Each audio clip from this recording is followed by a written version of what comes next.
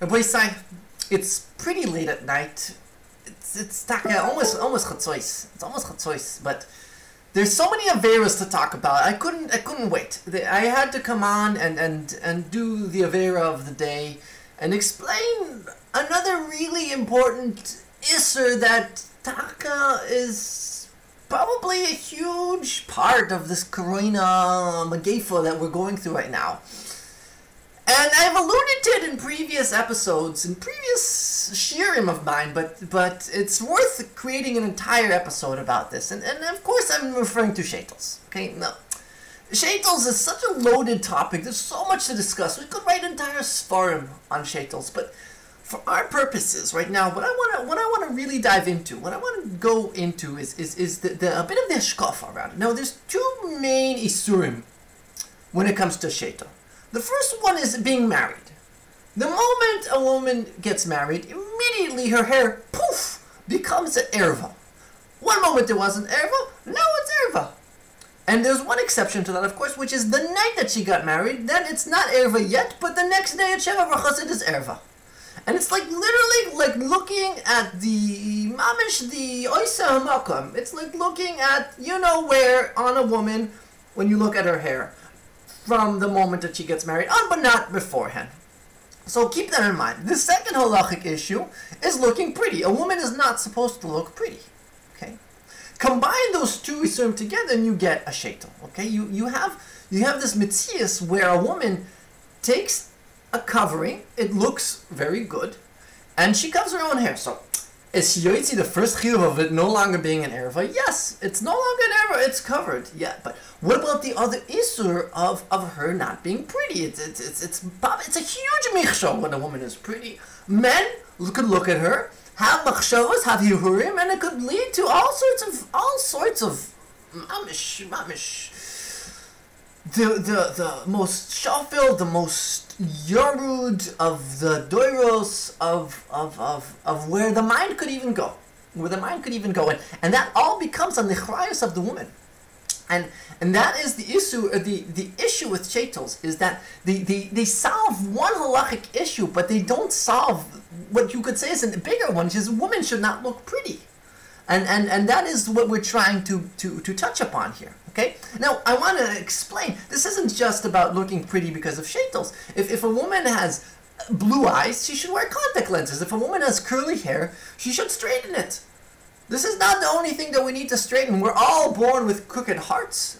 And HaKadosh Baruch Hu says to us, be meyasher your leiv. So if you need to be meyasher your leiv, some people need to be meyasher their hair.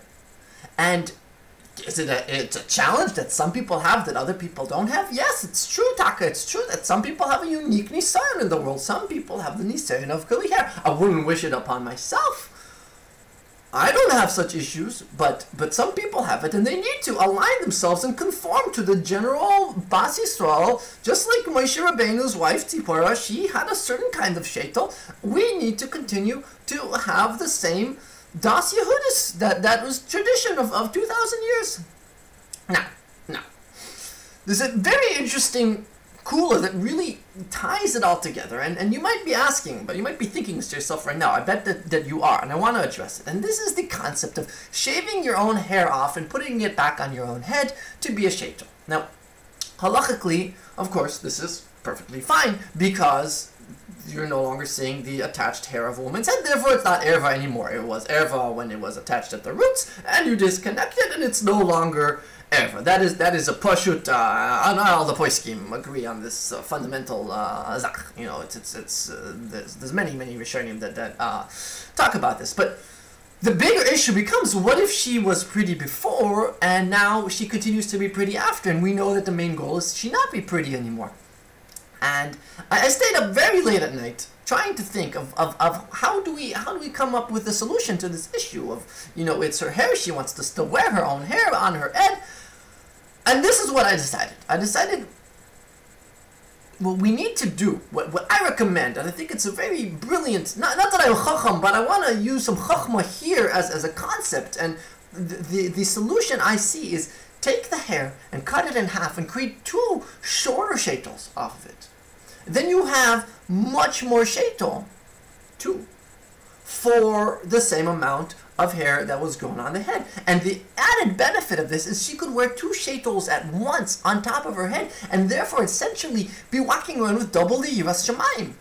We know that there's an Indian that many of the Hasidim wear 2 coverings on top of the head for that double yiras shamayim, and there's no reason that a woman shouldn't bring that in their own lives as well, even though of course they're spiritually of inferior status, but nonetheless they can also have their own aspirations in life. And so with that in mind,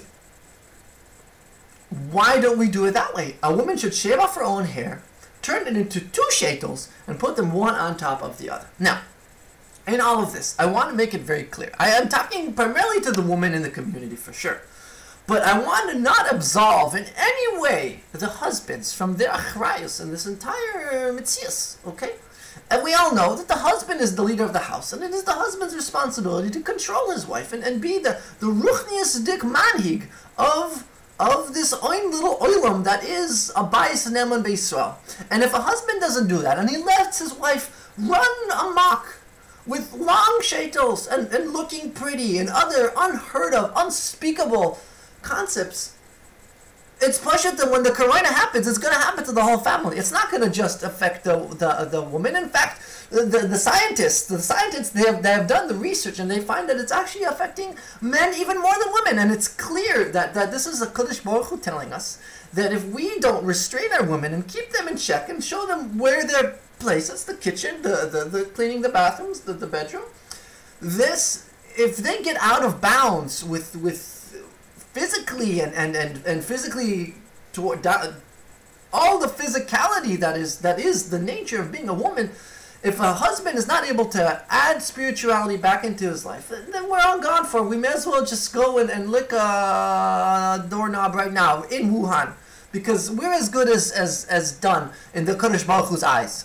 So I call upon all of us to be mischazik again in this area of shortening our sheitels to be above the shoulders, below the earlobes. Some say below the eyebrows even, and the mekatzer, whoever makes it shorter, tovay olav bracha, mamish bracha doilo, and should be saved from all the korona, all of the gematrias, all of the heilige zachs.